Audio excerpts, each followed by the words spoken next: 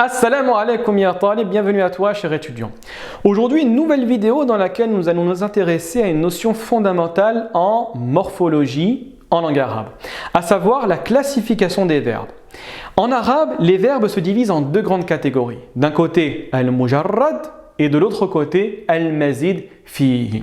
Classification nécessaire pour pouvoir apprendre de manière saine et correcte l'utilisation de l'ensemble de ces verbes. Si tu souhaites découvrir cela en profondeur, reste avec moi.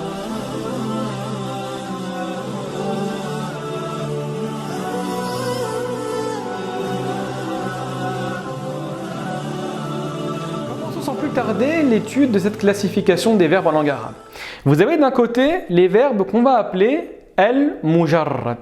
Le terme mujarrad en arabe signifie dévêtu, dénudé, dans le sens où ce verbe-là, dès lors qu'il est sous la forme mujarrad, va comporter uniquement la racine. Et comprenez bien en langue arabe que lorsqu'on dit que le verbe contient uniquement la racine, c'est-à-dire qu'il va posséder les lettres qui constituent son capital, qui constituent son ossature et son squelette. Vous ne pourrez pas retirer une lettre de la racine sans perdre la signification du verbe. Laissez-moi vous donner des exemples. Vous avez par exemple le verbe akala, 3 lettres, le alif, le kaf et le lam, qui va signifier le fait de manger. Vous avez dhahaba pour dire partir. Vous avez la'iba pour dire jouer et enfin dahraja. Alors ici, comprenez-moi bien, en général, la quasi-majorité des verbes, et je n'abuse pas si je dis plus de 90% des verbes en langue arabe, vont être d'une structure trilitère, c'est-à-dire avec 3 lettres à la racine.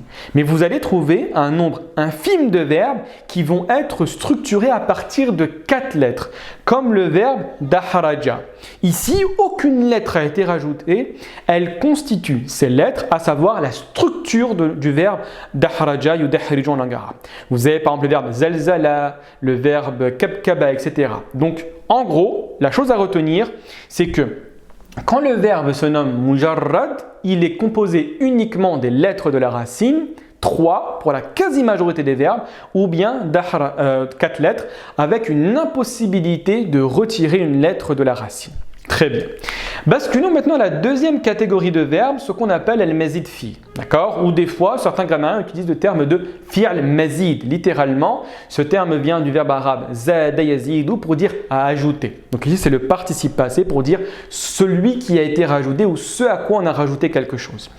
Donc ici, vous avez la racine du verbe plus un ajout.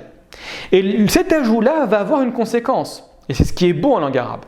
C'est qu'en fonction de l'ajout, je vais donner une nouvelle signification au verbe. Et c'est ce que nous allons voir dans les cours d'après, les cours suivants, où nous allons nous intéresser aux différentes significations des shem, ce qu'on appelle en arabe al-awzan. Tout shem, toute structure va avoir une signification. Cette signification va être simple à déterminer en fonction de 2 éléments. La compréhension de la racine. Imaginez que j'ai le verbe akala, signifie manger, kharaja, sortir, dakhala, entrer, etc. Et la signification de l'ajout. Donc quand je combine ces 2 éléments, il y a nécessairement l'apparition d'une nouvelle signification qui va se manifester. Et donc une compréhension plus simple de la langue arabe. Laissez-moi vous donner des exemples. Vous avez ici le verbe akala. Akala, initialement, je vous ai dit 3 lettres. Signifie manger. Ici, qu'est-ce que j'ai fait à akala? J'ai rajouté un med. D'accord?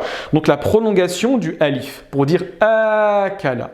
Et la structure en arabe où je vais rajouter à la première lettre de la racine un alif, donc une prolongation, c'est pour parler d'interaction. Akala, c'est manger. Akala, c'est manger avec quelqu'un. Aussi simple que ça. Donc je n'ai pas besoin d'aller rechercher dans le dictionnaire la signification du verbe. Je connais la signification de la structure. Je connais la signification du verbe. Je les combine. Ça me donne la signification. Très bien. Regardez ici. Tout à l'heure, nous avions le verbe dhahaba. Dhahaba qui signifie partir. Nous avons rajouté au début une hamza. Cette hamza a différentes significations. D'accord? Vous avez ta'diya pour passer du caractère intransitif au transitif, j'expliquerai ça plus tard. Vous avez hamzatul dukhul pour dire que nous rentrons dans quelque chose. Vous avez hamzatul izala pour dire que nous supprimons quelque chose, etc. D'accord? Vous avez plus d'autres pour information. Et ici, la plus connue, c'est ta'diya, c'est-à-dire pour dire en d'autres termes, et vraiment pour faire simple, faire. Donc ici, nous avons dhahaba, c'est partir. Je rajoute un hamza au début, c'est faire partir. Vous voyez ce que je veux dire? Donc dhahaba, c'est partir. Adhaba, c'est faire partir. C'est la raison pour laquelle Dieu dans le Coran dit quoi? Innal hasanat yudhibna as-sayyi'at. Ici, le verbe adhaba yudhibu a été utilisé et Dieu dit certes, les bonnes actions yudhibna font partir les mauvaises actions, as-sayyi'at. Vous avez ensuite la structure avec le rajout d'une shadda au milieu. Initialement, nous avons kasara pour dire casser. Là, nous avons kassara. Donc, on a mis sous la structure fa'ala. Et donc, là, un rajout à la shadda. Vous inquiétez pas, ça se verra en profondeur et en détail par la suite. Mais ici, je vous donne des exemples de manière générale pour pouvoir bien comprendre cela. Mais en général plutôt, excusez-moi. Donc, je rajoute une shadda, ça me dit l'intensification. Donc, kassara, c'est casser. Casser avec outrance, avec hargne, ça veut dire briser. Donc, kassara, c'est briser, tout simplement. D'accord? Et vous avez d'autres structures, par exemple, ici c'est la racine harama, à laquelle j'ai rajouté un alif et un ta. Ça me passe de harama et ihtarama. Ihtarama, c'est respecter, tandis que harama, c'est interdire de manière générale. Donc, vous voyez que dans toutes ces structures-là, qu'est-ce que nous avons fait? Nous avons une racine trilitère à laquelle nous avons rajouté des éléments qui vont nous donner des indications pour déterminer la véritable signification du terme. Ben voilà, nous sommes arrivés à la fin du cours. N'hésitez surtout pas à me contacter en cas de questions, en cas de difficultés. Si vous avez des commentaires, n'hésitez surtout pas à les poser. Le cours prochain, Inch'Allah Ta'ala, va s'intéresser à l'étude, ou plutôt au début de l'étude de le Jadwal al-Af'al, donc le tableau des différents verbes et des différentes significations. N'hésitez surtout pas à vous abonner pour avoir l'ensemble des informations. Wa barakallahu fikum, wassalamu alaikum wa rahmatullahi wa barakatuh.